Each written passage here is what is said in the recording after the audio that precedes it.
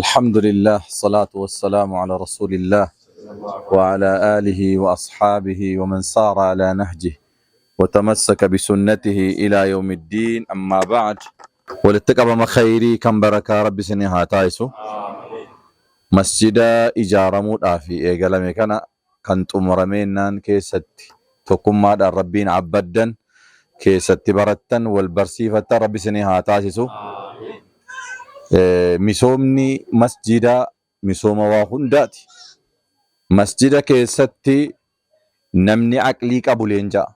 Masjida keessatti namni nama fayyadu oomishamuu danda'a.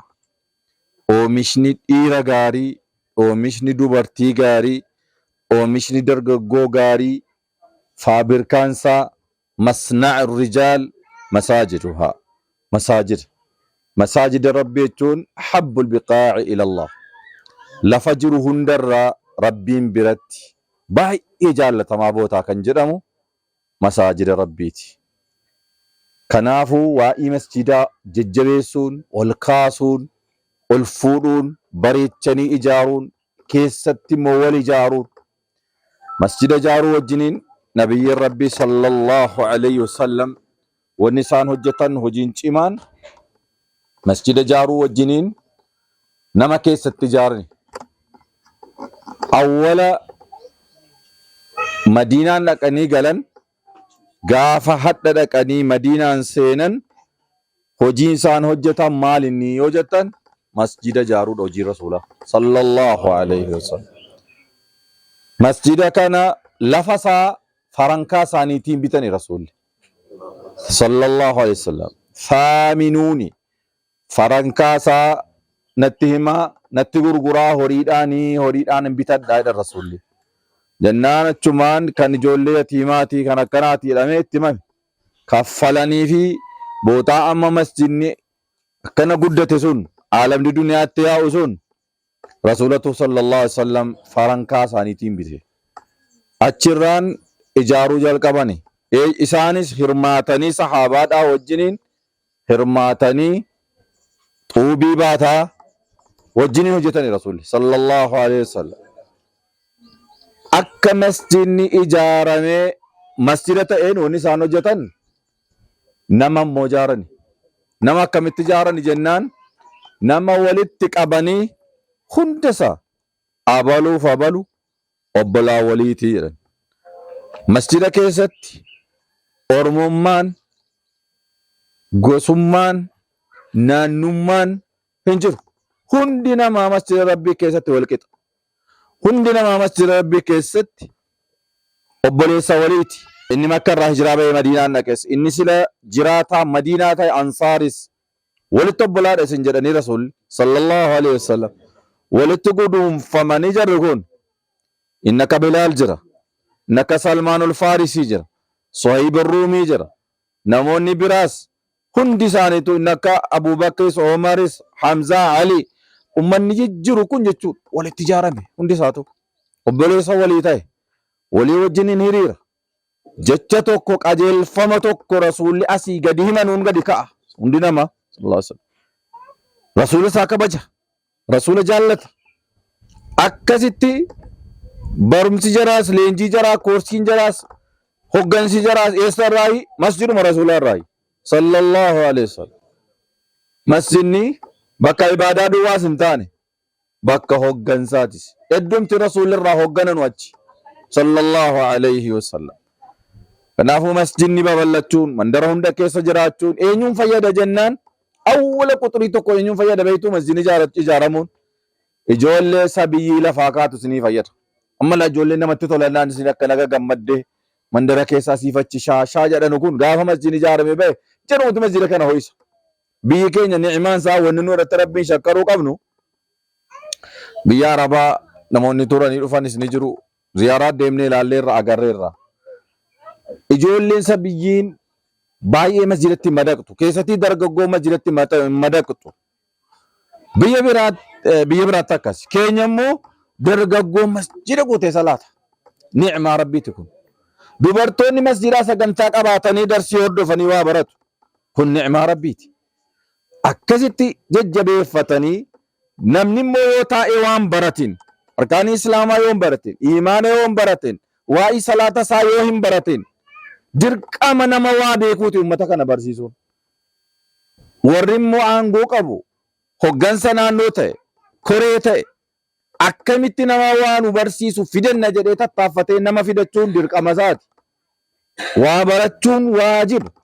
Yoo waan baratin diiniin deemuu hin danda'u. Barumsaan diiniin keenya kan ijaaramu waan ta'eef. Kanaaf namatti tola. Sagantaan akkanaa kun jalqabamee as ga'uunsaa baay'eetti gammanna. Gara kamiin deeggaruudha waan dandeenyeen jecha qabnuun waan qabnuun gargaaranii xumuramee jennaan keessatti immoo bu'aasa isa rasuulli keessatti hojjetan sana hojjechuu danda'u sallallahu alaihi wasallam.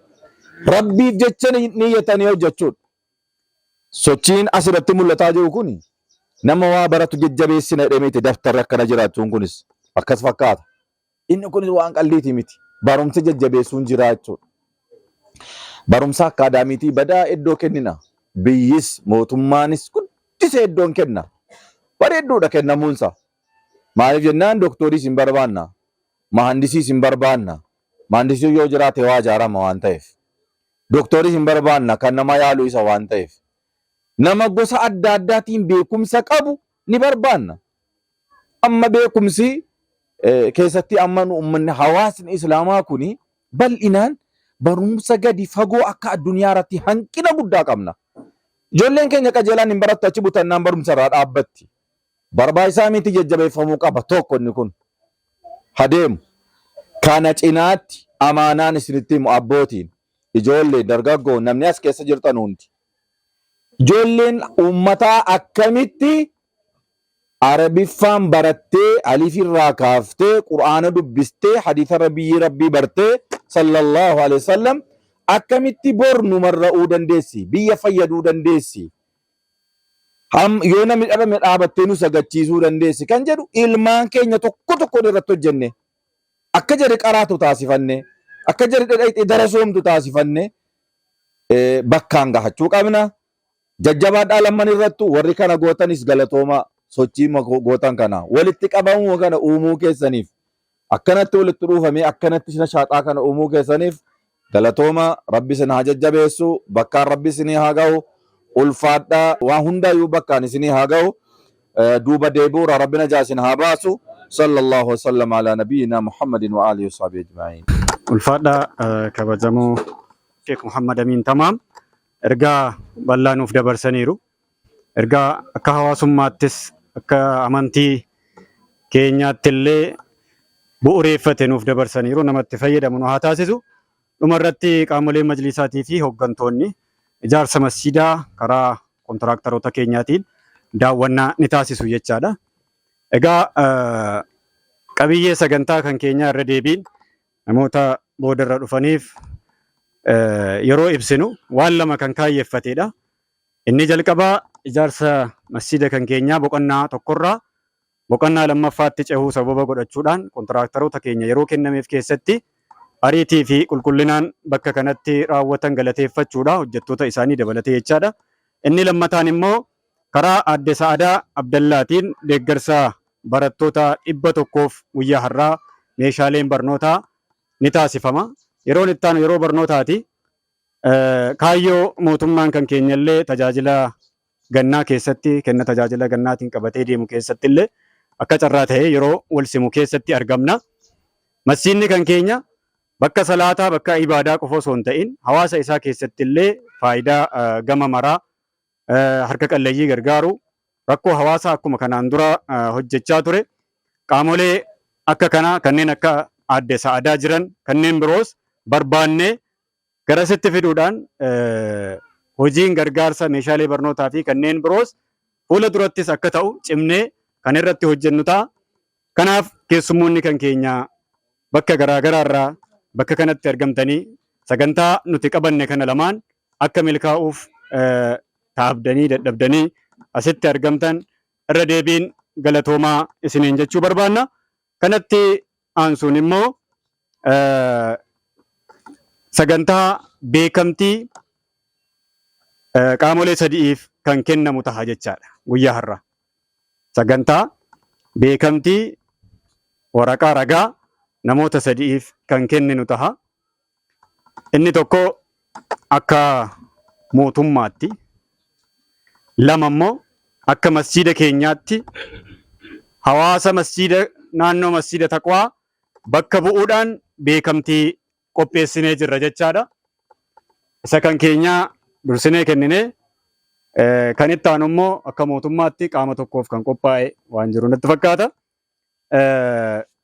Inni kan keenyaa akka hawaasa masjiida Taqwaatti ustaaza kan keenya Sheekh Nu'maan Naasir Hussein bakka kanatti masjiida kana lafa isaa bituurraa kaasanii hanga ijaarsa isaatti kaapitaala waliigalaa qarshii miiliyoona 29 fiduudhaan masjiida kana safara kana keessatti jechaadha masjiida G+1 sadarkaa tokko kan qabu waan hunda kan guuttate bakka kanatti hawaasa kanaaf ijaaruu irratti kan argaman hawaasa kana bakka buunee waraqaa ragaa qopheessineerra jechaadha.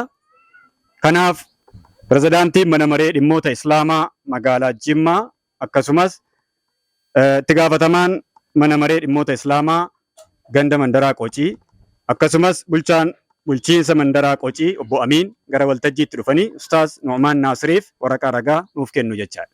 Tamsaasa Islaamaa miidiyaa barakaa hojiin kan kee guddaa halaala mul'ata sagalee Islaamaa mul'isuun beekamta halkanii fi guyyaa fi tattaafata gaaraaf laga ceetee baadiyyaa magaalaa oliif gadi fiigda diinii kan kee jala jazaan kee jannata siif ta'uu kajeella.